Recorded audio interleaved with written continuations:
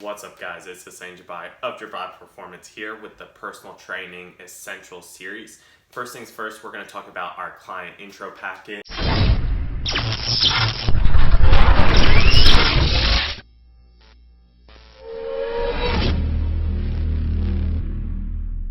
We're going to talk about the first screening. That's going to include our PAR-Q, our health history questionnaire, and our risk factor sheet. So the PAR-Q is going to be about 7 questions. Some people customize their own PAR-Q, but on the standardized side, it's going to have about 7 questions, yes or no, where the client's going to answer yes or no. And if it's a yes, they need to see their physician or a doctor to be cleared to partake in a physical fitness program.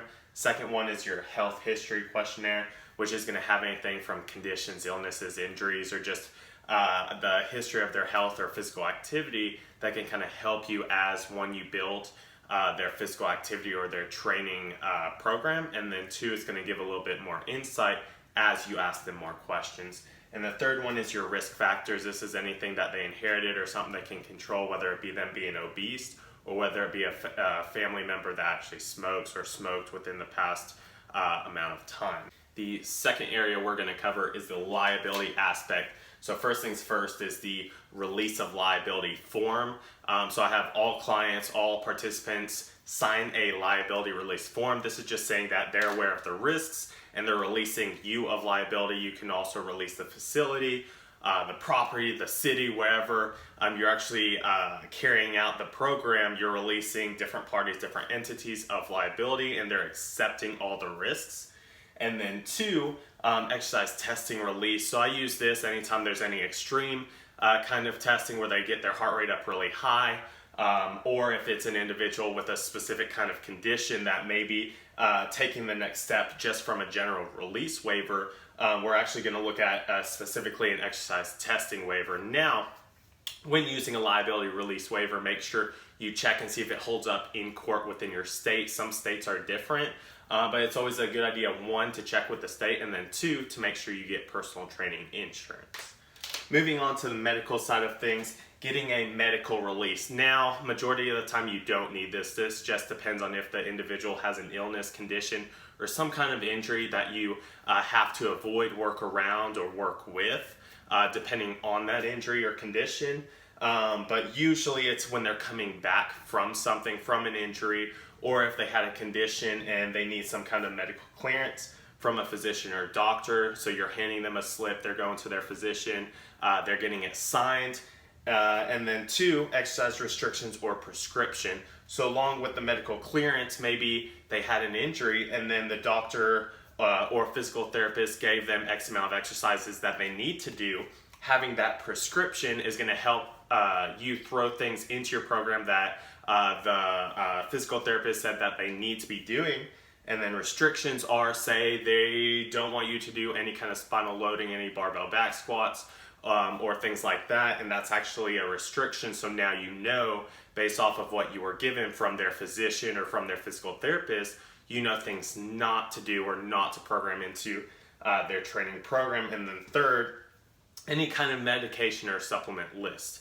Medication list, just for the sake of, some people have blood pressure medication, stimulants, or different things like that, in which you need to be aware of. And then also supplements, in case, like I said, stimulants, but more of on the supplement side, so they're taking a pre-workout, fat burner, whatever it might be. You're aware of, if you're doing HIIT training, any kind of high intensity training, you're aware of where their heart rate could go. And then if they're on any kind of anabolics or things like that, your training will actually vary. So just taking into consideration medication and supplement lists is going to go a huge way when you're working with clients. And last is going to be lifestyle. So it's talking about your goal setting, short-term, long-term goals, trying to figure out what they want to achieve day to day, week by week, and then long-term goals, the big picture, what overall they're trying to accomplish. Second one is going to be behavior agreement. You may or may not want to use this one. This is basically saying, okay, based off of the program, based off of the things I'm telling you, what are you willing to agree to? What are you willing to commit to as a client, as an individual? In a behavior aspect, this might be making sure I get X amount of hours of sleep, going to bed at a certain hour, making sure I get X amount of water, whatever it might be. but you're actually signing this agreement that you're saying that you're going to complete this. So now it's in writing. So now maybe you're more than likely to complete these tasks. Third is going to be a dietary intake and nutrition form.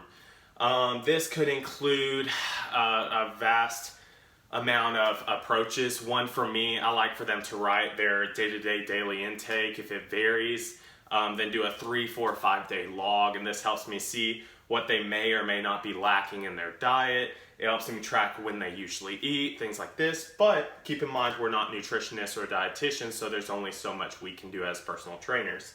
And then fourth, financial assistance. I highlighted smart purchases. You're not a financial advisor. You're not someone that's going to really be qualified to be giving financial advice. You may or may not be, but more than likely, you're not going to be in that boat to give them financial advice. So from the sense of smart purchases, if someone is purchasing these ready-to-go bottles of pre-workout or protein, maybe you can give them some advice on different ways to buy in bulk as far as powders or different meals they can cook or purchases they can make that can help them in a financial aspect.